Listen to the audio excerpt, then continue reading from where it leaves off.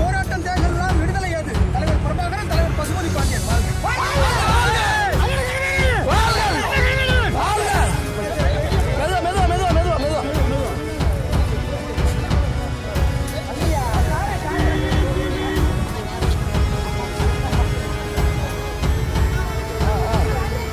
மூன்று நாட்களுக்குள்ள வந்து பார்த்தீங்கன்னா ஒரு சில இடங்களில் வந்து படுகொலை வந்து நடந்திருக்கு. இதை நான் மூவேந்தர் மீடியா வந்து போடலை, இனிமேல் நான் போடுறதாகவும் விருப்பம் இல்லை.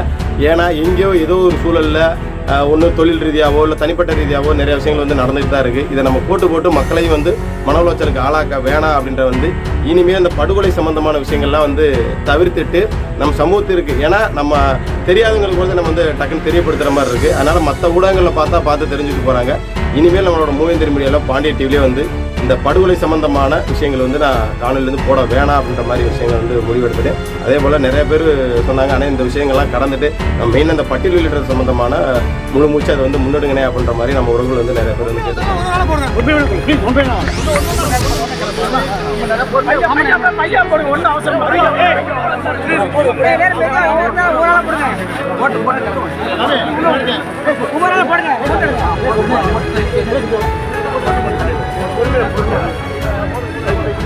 தலைவர் கண்ணப்பா பாண்டியன், கண்ணப்பா பாண்டியன்.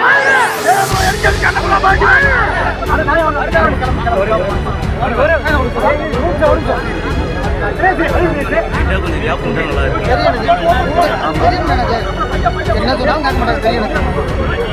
என்ன சொன்னாலும் கேட்க மாட்டாங்க, தெரியும் எனக்கு. கேட்ட இடம் எப்படி இருக்கலாம் திரும்ப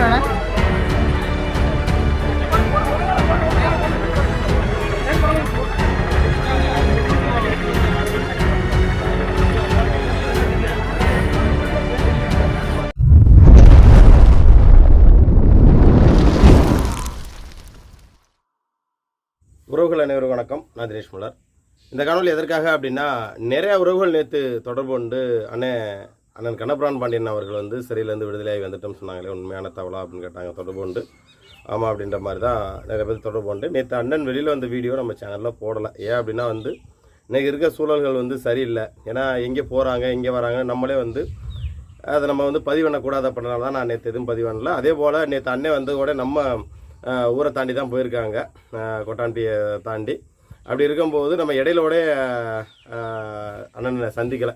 ஏன்னா என்ன சூழல் வருவான்னு தெரியாது.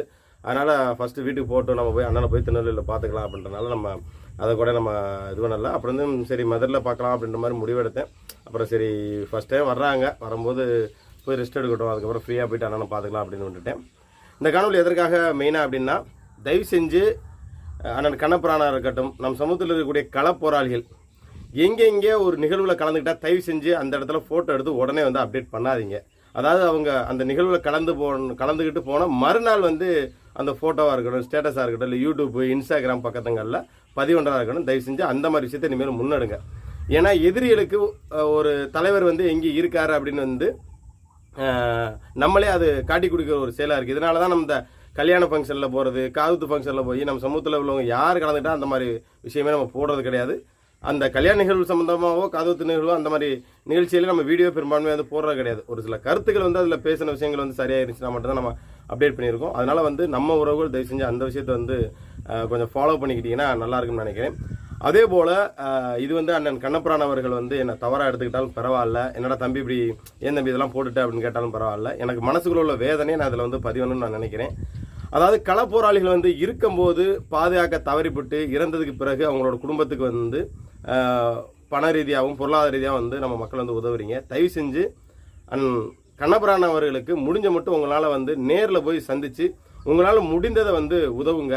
ஏதை நான் கேட்குறேன் அப்படின்னா, முதல் முறையாக அண்ணன் கண்ணபிரான் அவர்கள் வீட்டுக்கு போகும்போது எனக்கு மனசுக்கு அவ்வளோ ஒரு கஷ்டமாக வந்து இருந்துச்சு. அண்ணனோட அந்த வீட்டோட சூழ்நிலை பார்க்கும்போது நம்ம சமூகத்தில் எத்தனையோ களப்போராளிகள் வீடு இப்படி தான் இருக்குதோ அப்படின்ற மாதிரி இருந்துச்சு. நிறைய பேர் தம்பி தீபக் வீடை பார்த்தோன்னா நீங்கள் வந்து வருத்தப்பட்டிருப்பீங்க, என்னடா தம்பி தீபக் பாண்டியனோட வீடு இவ்வளோ ஒரு எளிமையாக இருக்கா அப்படின்னு. அந்த மாதிரி தான் அண்ணன் கண்ணபிரான் அவர்கள் வீடும். அதனால தான் இது வரைக்கும் நான் அவரோட வீடை வந்து நான் இது வரைக்கும் எடுத்து போடலை. அதனால் முடிஞ்ச மட்டும் அண்ணன் கண்ணபிரான் அவர்களை வந்து மெயினாக இளைஞர்கள் வந்து பாதுகாப்பு. ஏன் நான் அண்ணனை சொல்கிறேன் அப்படின்னா, அண்ணனோட பின்புலம் என்ன, இதற்கு முன்னாடி என்ன கொலை பண்ணியிருக்காரு அதெல்லாம் எனக்கு விஷயம் கிடையாது.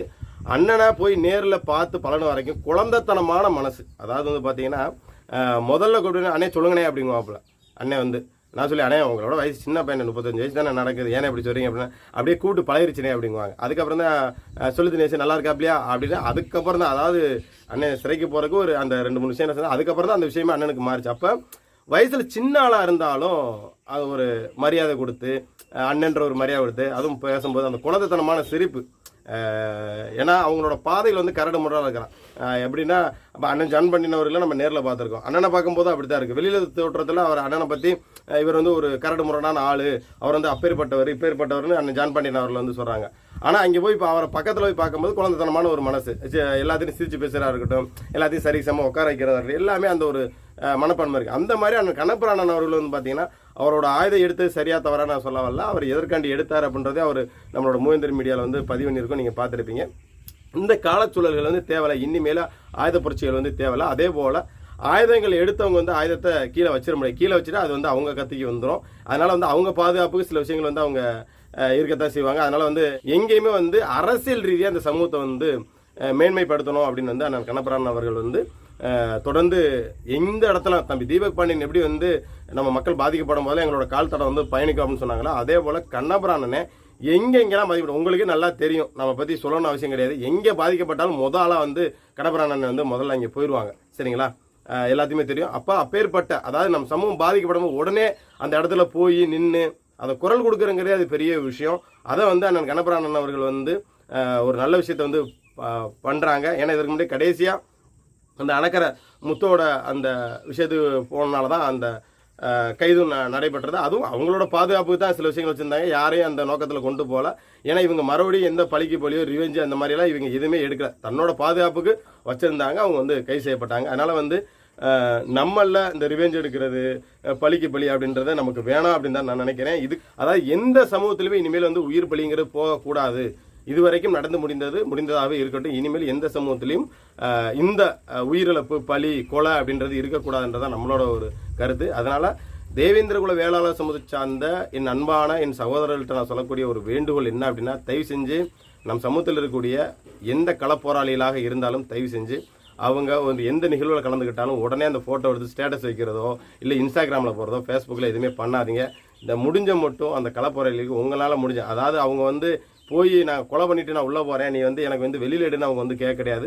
சமூக புரட்சி செய்கிறாங்க, தவறான வழியில் போனால் நம்ம யாருமே சப்போர்ட் பண்ண தேவையில்லை. அதனால் வந்து அவங்க சமூக விடுதலைக்காண்டி சில விஷயங்கள் வந்து மக்களுக்கு பாதிக்கப்படும் போது வந்து அங்கே போய் நிற்கிறாங்க. அதனால் வந்து அன்னை போன்ற ஆட்களுக்கு வந்து தேவேந்திரகுல வேளாளர் சமூகம் வந்து ஆதரவு கொடுக்கணுன்றதை கேட்டுட்டு மெயினாக இந்த பட்டியல் வெளியேற்ற கோரிக்கை வந்து இந்த தொடர்ந்து நடக்கக்கூடிய படுகொலை சம்மந்தமாக வந்து நம்ம இதை பற்றி பேசுறதுக்கான ஒரு சூழல் வந்து ஏற்பட முடியாமல் போயிடுச்சு. இதை வந்து மறுபடியும் நம்ம வந்து கையில் எடுக்கணும். ஏன் இதை நான் சொல்கிறேன் அப்படின்னா, இப்போ நிறையா விஷயங்கள் அதாவது கிட்டத்தட்ட இந்த ஒரு 3 நாட்களுக்குள்ளே வந்து பார்த்தீங்கன்னா ஒரு சில இடங்களில் வந்து படுகொலை வந்து நடந்திருக்கு. இதை நான் மூவேந்தர் மீடியா வந்து போடலை, இனிமேல் நான் போடுறதாகவும் விருப்பம் இல்லை. ஏன்னா எங்கேயோ ஏதோ ஒரு சூழலில் ஒன்று தொழில் ரீதியாவோ இல்லை தனிப்பட்ட ரீதியாவோ நிறைய விஷயங்கள் வந்து நடந்துகிட்டு தான் இருக்குது. இதை நம்ம போட்டு மக்களையும் வந்து மன உளைச்சலுக்கு ஆளாக்க வேணாம் அப்படின்ற வந்து இனிமேல் அந்த படுகொலை சம்பந்தமான விஷயங்கள்லாம் வந்து தவிர்த்துட்டு நம்ம சமூகத்திற்கு, ஏன்னா நம்ம தெரியாதவங்களுக்கு வந்து நம்ம வந்து டக்குன்னு தெரியப்படுத்துகிற மாதிரி இருக்குது. அதனால் மற்ற ஊடகங்களில் பார்த்து தெரிஞ்சுட்டு போகிறாங்க. இனிமேல் நம்மளோட மூவேந்தர் மீடியாவில் பாண்டிய டிவிலே வந்து இந்த படுகொலை சம்பந்தமான விஷயங்கள் வந்து நான் காணொலியிலேருந்து போட வேணாம் அப்படின்ற மாதிரி விஷயங்கள் வந்து முடிவெடுத்துட்டேன். அதே போல் நிறைய பேர் சொன்னாங்க, ஆனால் இந்த விஷயங்கள்லாம் கடந்துட்டு நம்ம மெயின் அந்த பட்டியல் வெளியிடுறது சம்பந்தமான முழு மூச்சு அதை வந்து முன்னெடுங்கனே அப்படின்ற மாதிரி நம்ம உறவுகள் வந்து நிறைய பேர் வந்து கேட்டிருக்காங்க. கண்டிப்பாக இனி பட்டியல் வெளியிடுறதுக்கான அடுத்த கட்ட நகர்வுகள் வந்து நம்ம நோக்கி பயணிப்போம். கண்டிப்பாக இந்த பட்டியல் வெளியிட்ட கோரிக்கையை நம் தலைமைகள் மீண்டும் அதை கையில் எடுத்து வருகின்ற 2026 தேர்தலுக்குள்ளே வந்து நம்மளோட பட்டியல் வெளியேற்றத்தை வென்றெடுக்கும் விதமாக ஒட்டுமொத்த தேவேந்திரகுல வேளாளரும் உங்களுடைய புரட்சியான அது முகநூலாக இருக்கட்டும், இல்லை போராட்ட களங்களாக இருக்கட்டும், இல்லை தலைவர்கள் எடுக்கக்கூடிய ஆர்ப்பாட்டங்களாக இருக்கட்டும், எதிலையாக இருந்தாலும் இந்த மக்கள் முழுமையாக பயன்படுத்தி கொண்டு இந்த பட்டியல் வெளியேற்றம் என்ற விலங்கை நம் ஒட்டுமொத்த தேவேந்திரகுல வேளாளர் சமூக உறவுகளும் உடைக்க வேண்டும் என்ற ஒரு அன்பான வேண்டுகோளை வைத்துக்கொண்டு தேவேந்திரகுல வேளாளர் சமூகம் ஒற்றுமையாக இருக்குது. ஆனால் அரசியலாக இன்னும் ஒன்றுபடவில்லை. அதனால் அரசியலாக இனி வந்து நம்ம தேவேந்திரகுல வேளாளர் சமூகம் வந்து ஒன்றுபட வேண்டும். மீண்டும் நம் தேவேந்திரகுல வேளாளர் சமூகம் இளைஞருக்கு சொல்வது, தயவு செய்து மது பழக்கத்திலிருந்து அறவே வெளில வாங்க. முடிஞ்ச மட்டும் கல்வி, பொருளாதாரம், அரசியல் இதுதான் நம்மளோட இலக்கு. படிக்கக்கூடிய இளைஞர்கள் வந்து நல்லா படிங்க. அதாவது சமூகத்து மீது எந்த அளவுக்கு பற்று இருக்குதோ அதே பற்றை வந்து கல்வியில் காட்டுங்க. நம்ம ஒரு அதிகாரத்தில் போய் நம்ம உட்காரணும் அப்படின்ற லட்சியத்தில் வந்து படிங்க. தொழில் செய்யக்கூடிய இளைஞர்கள் வந்து தொழில் ரீதியாக வந்து முன்னேறுங்க. தொழில் ரீதியாக நம்ம முன்னேறிட்டோம்னாலே வந்து பார்த்தீங்கன்னா நம்ம சமூக வளர்ச்சின்றது வந்து மேன்மைக்கு வந்துடும். அதனால் வந்து தொழில் நடத்தக்கூடிய நம்ம இளைஞர்கள் வந்து இன்னும் வந்து முன்னேறணும், அடுத்த கட்ட லெவலுக்கு நம்ம போகணும் அப்படின்றத ஒரு வீரியமாக வந்து முன்னெடுங்க. என்ன இன்றைக்கி எத்தனையோ நம்ம சமூகத்தை சார்ந்த உறவுகள் வந்து பார்த்திங்கன்னா தொழில் ரீதியாக வந்து முன்னேறிட்டு தான் வந்துட்டு இருக்காங்க. அதனால் வந்து அந்த மாதிரி விஷயத்தை முன்னெடுங்க. விரைவில் நம்மளோட அரசியல் ஒற்றுமையை காப்போம், அரசியலை வென்றெடுப்போம், தேவேந்திரனாக ஒன்று கூடுவோம் என்ற ஒரு அன்பான வேண்டுகோளை வைத்துக்கொண்டு மருதநல குடிகளான மல்லரனும் பல்லரனும் பாண்டியனும் தேவேந்திர வேளா சமுதாய உறவுகள் சாதி பட்டறையும் பிரசாதி நற்பையும் தொடர்ந்து மீண்டும் அடுத்த காலம் சந்திக்கிறேன். நன்றி.